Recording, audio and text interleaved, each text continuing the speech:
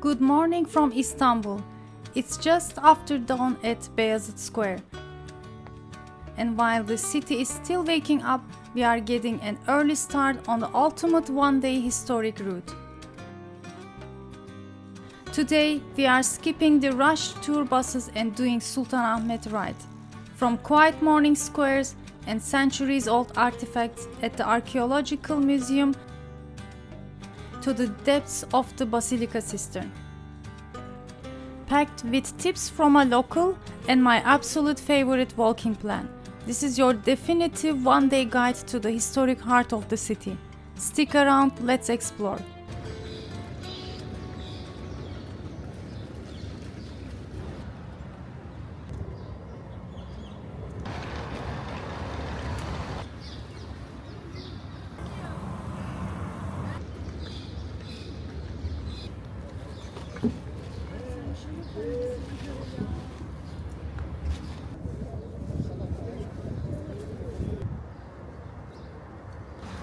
Good morning from Beyazıt, Istanbul. It's around 8 a.m. and today I'm planning to visit Archaeological Museum. I have my breakfast with me. I got up very early to be able to be here in the beautiful morning, and I'm gonna take you with me. Let's begin. There is a famous patisserie here, Dayday. I wanted to get some sweet to have with my tea. I already have my sandwich, but apparently since 3 years they don't sell börek anymore, only sweets. So let me give you this update. They begin serving apple cookies 9 a.m. It's also very delicious. I would recommend, and then gradually they have them all after 11. This place was looking also beautiful, but I already had my classic Turkish breakfast sandwich with me.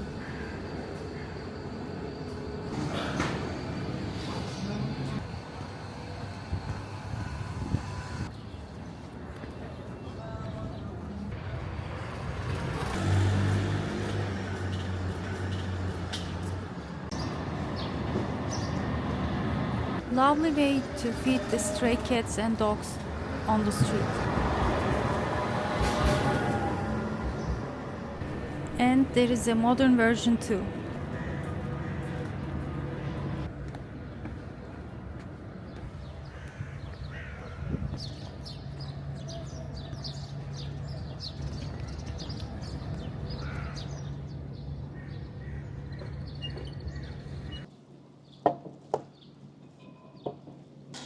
Okay, everything I did is to get that moment. It's 8:30. I'm gonna have my breakfast in Sultanahmet Hippodrome area. Behind me you see the Sultanahmet Mosque, and in front of me the Hippodrome and my breakfast.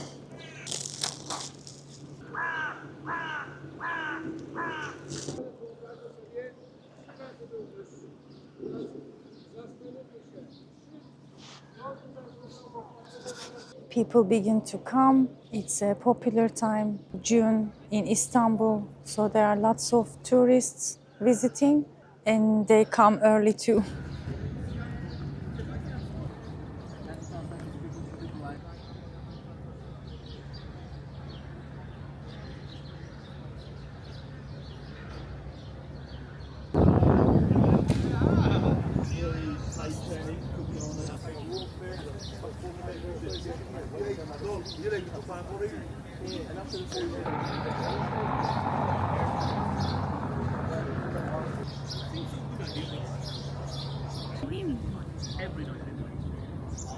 So the Archaeological Museum is after the Hagia Sophia, near the Topkapı Palace.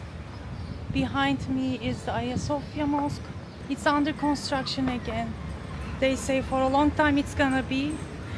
I haven't visited inside, I don't know how it looks, but from outside they covered most of it.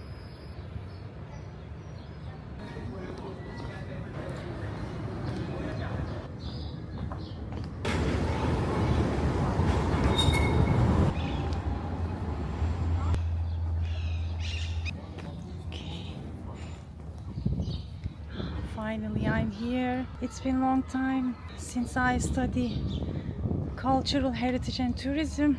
I'm more excited.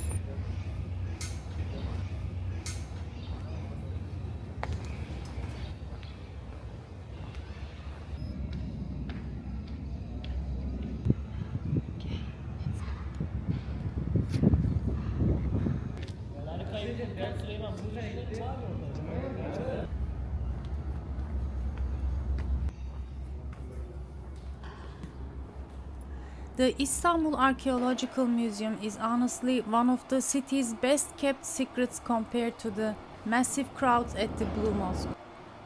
It houses over 1 million artifacts detailing the rise and fall of world's greatest civilizations. Every corner you turn here holds a masterpiece from classical antiquity, the Byzantines, or the Ottoman era. From ancient treaty tablets to breathtaking Roman statues, walking through here gives you a whole new appreciation for the history right under our feet.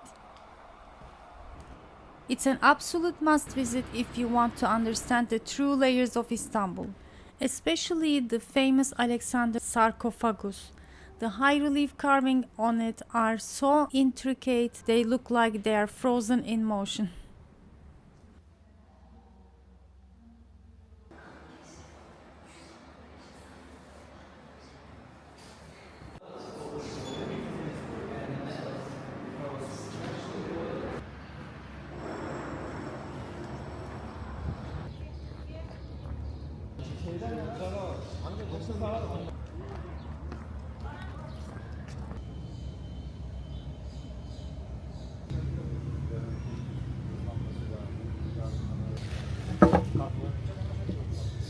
So I am sitting and relaxing. It was really stunning. It's just not a museum. It's one of the oldest and largest in history. It has over millions of different artifacts from all around the history. It was found in 19th century in order to stop ancient treasures from being smuggled abroad. It was like walking through all those centuries between different civilizations. It's really stunning. From ancient Mesopotamia to Anatolia, Byzantium, Rome to peak of the Roman Empire. The thing is, my friends, it's been a while since I came. I remember lots of more things. Then I searched that some parts are closed. For example, the Museum of the Ancient Orient is closed, where you can see the Treaty of Kadesh, which is the world's oldest recorded peace treaty. It was signed in 1259 BC between the Egyptian pharaoh Ramses and the Hittite king Hattusili. Even the replica of it displayed at the UN headquarters in New York. And the one you can see, Alexander the Iskender Lahti, it has a detailed massive stone coffin from the late 4th century BC. And near the Alexander sarcophagus, there is a mourning woman sarcophagus. All the details are really amazing. Well, anything like all the jewelry, I love their detailed, the coins, it's all beautiful. Make sure to come and visit. It's 12 o'clock, noontime. I spent around 1 hour in the cafe. I refreshed and got more energy. Let's continue. Look at this. It doesn't like to be touched, so I'm not gonna touch you. Okay? I'm gonna let you.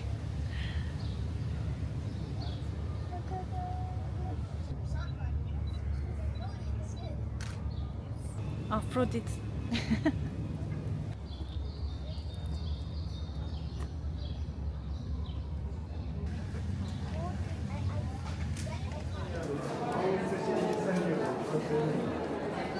On my way back, within 5 minutes of walk, I decided to visit the Basilica Cistern.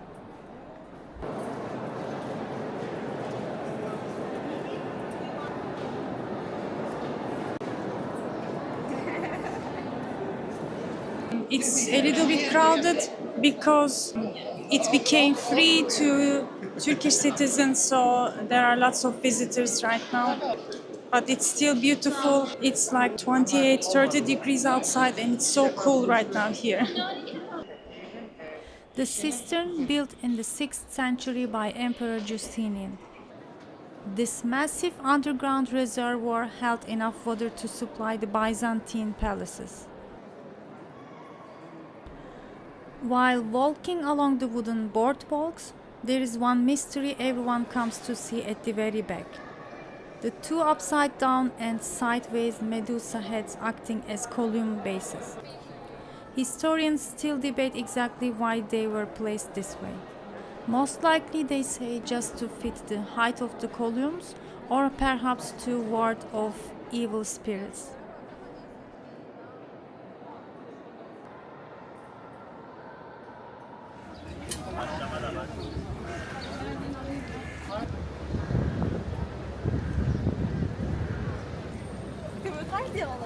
It's close to 1 p.m. The heat is at its peak. It's so different than the early morning. I do repeat myself, but I'm gonna do once more. Make sure to get up very early as much as you can and enjoy the Istanbul. When it is still calm, the weather is cooler compared to noontime. In Sultanahmet, you can spend one day to visit all the historical places, the museums, the artifacts, and it's all within a walk distance. The Sultanahmet Mosque, Blue Mosque. Standing proudly right opposite Hagia Sophia Mosque, the iconic Blue Mosque, famous for its 6 minarets and thousands of stunning hand-painted Iznik tiles inside. It's a cornerstone of this daily walking tour. Right across the Hagia Sophia, and behind it the Topkapı Palace. It's an absolute must visit on your one-day plan. Check the links below to watch the full episode where I toured its incredible courtyards with my daughter past spring. And then here is the Basilica Cistern, behind it the Gülhane Park, and we visited the Archaeological Museum. And this is where I begin, where you can see the Hippodrome area. But keep in mind that the Topkapı Palace is closed on Tuesdays. Bunu şöyle bir göstereyim ablama. Hani şey görsünler. Now here is a great insider tip for you if you want to buy saffron, because I get asked all the time how to choose the best quality. The expert here in the shop is showing us exactly what to look for. You want deep, dark red threads that are completely intact. Watch how he tests it in water. Real saffron should slowly release a vibrant golden yellow hue, not a fake artificial red. He's sharing that in traditional herbal medicine, this premium quality saffron is highly valued for its health benefits, especially for memory and brain health. It's fascinating to hear how locals view it as much more than just a spice.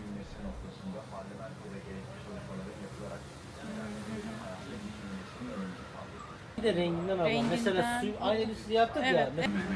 So I asked the owner.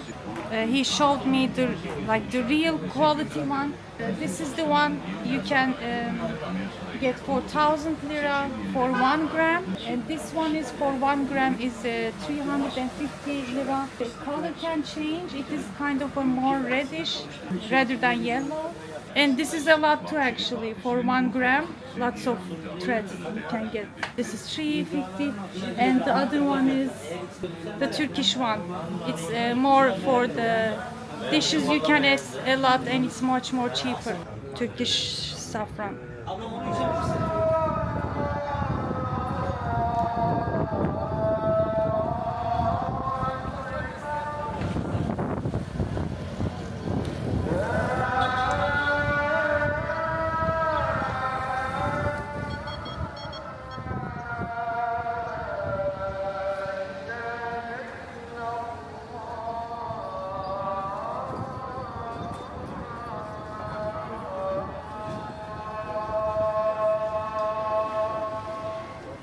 After a 15-minute walk back towards the Çemberlitaş area, I've definitely earned a spot at one of my absolute favorite places to have lunch like a local.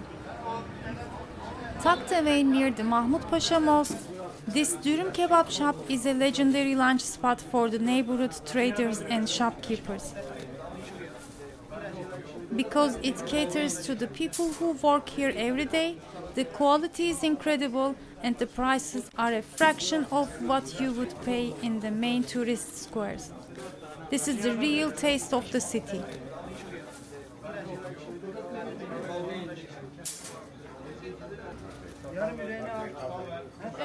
Geçip çekebilirim istersen. Maşallah.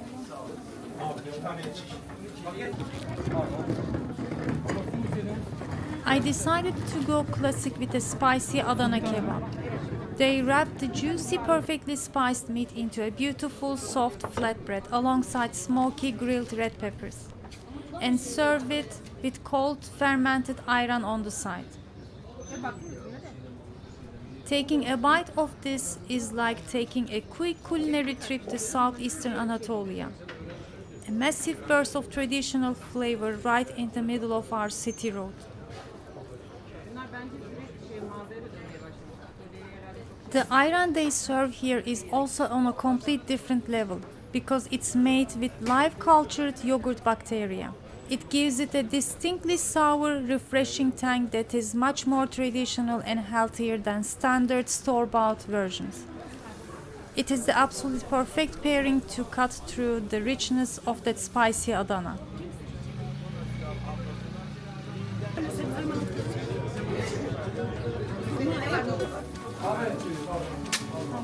Tamam, sağ olasın. İyi günler, görüşürüz.